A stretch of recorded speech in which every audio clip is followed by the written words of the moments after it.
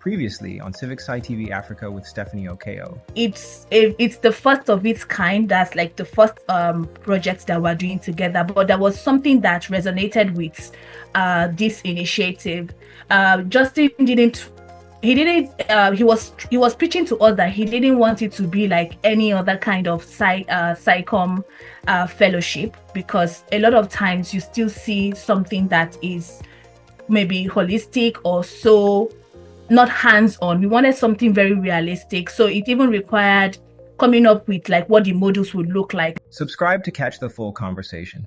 So we've heard from Amanda and Justin, and we've had an organizer's lens and had insights on how it went in terms of development of this fellowship.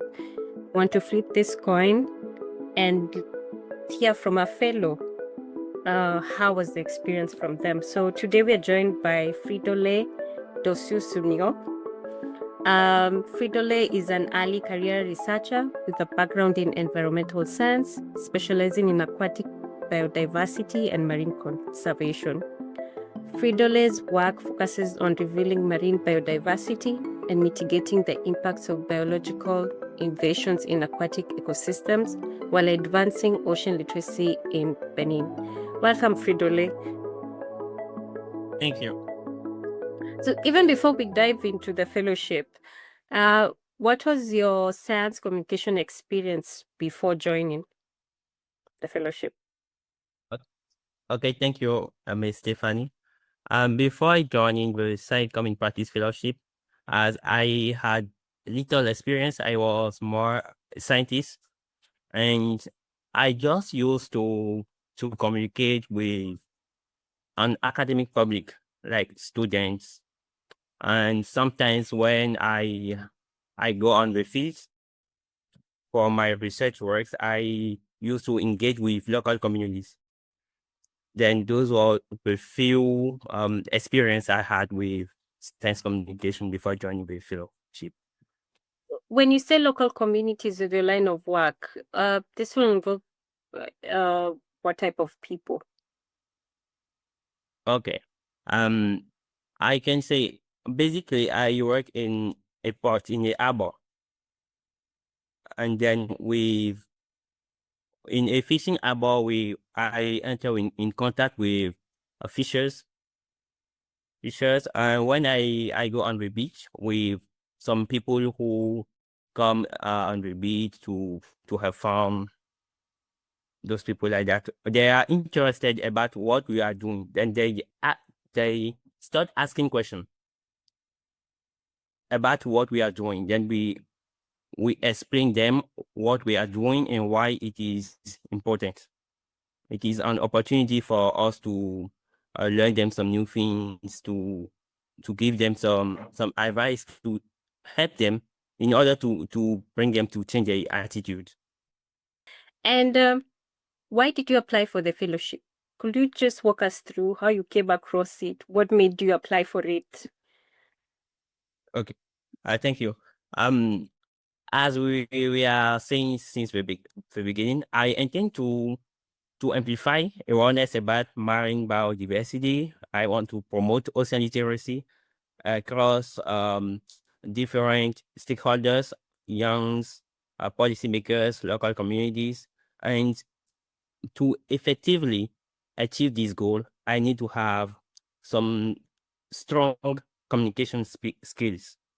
Then, when I came across this opportunity of SciComm in Practice Fellowship, I found it as an important opportunity to gain insightful knowledge, insightful skills from experienced science communicators coming from a diverse background, and to learn some new and innovative ways to communicate locally or globally.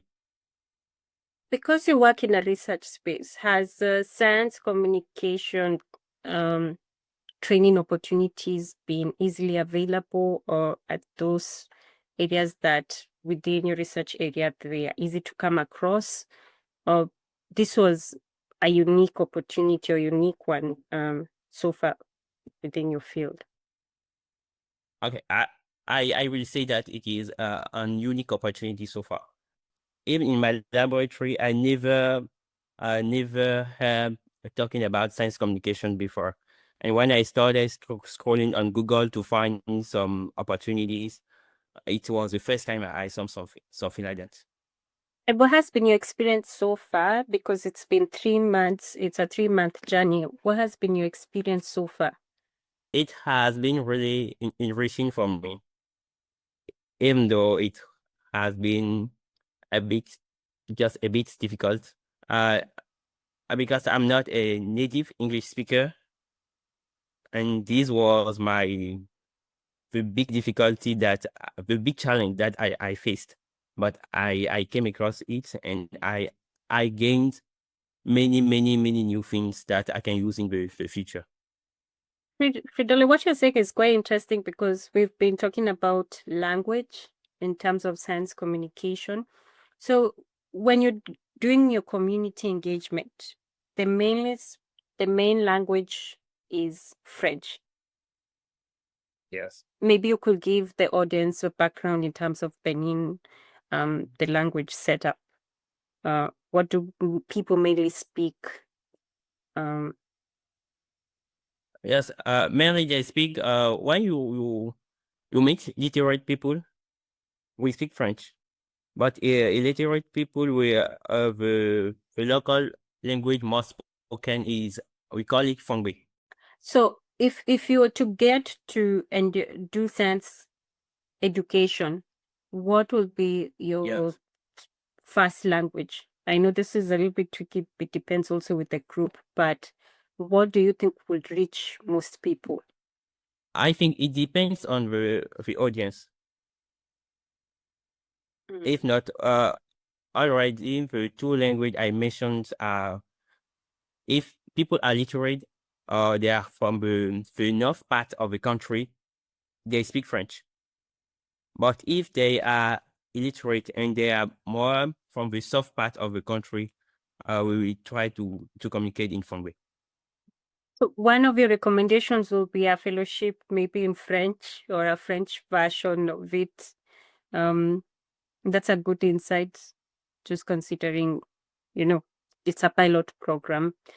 And what part of the fellowship did you like the most? um, I would say as a marine, I don't know if I can say marine steward. As I'm interested about marine conservation, it was the first communication of Mr. Anthony. He's underwater photographer, storyteller. That it matched with what I do with my work. And except of that, the communication about transmedia, storytelling. And from the fellowship, what next do you hope to achieve from here within the science communication space? What has the living and finalizing the fellowship, what has it left you with, or what do you hope to do after? Okay. After this fellowship, I intend to apply many things that I learned. Something special that I've discovered through this fellowship is science communication using comics. Mhm. And I want I discovered what software scientists is doing, and I would like to do something like that, but for a French audience. Something also, as we mentioned, is language barrier. So I really want to do some podcast in our local languages, uh, by including local communities. It will be a podcast with local communities for local communities. That is amazing. I was just smiling because it's about everything we've been talking about. It's amazing to see science people within the fellowship seeing these gaps and actually doing something about these gaps. And also our last segment we talked about podcasts, and the need for community voices. So it is very interesting to hear that. And Fridolin, we look forward to hearing more about your work. Looking forward to a comic. Any community voices that you engage with, will be happy to share. Thank you so much.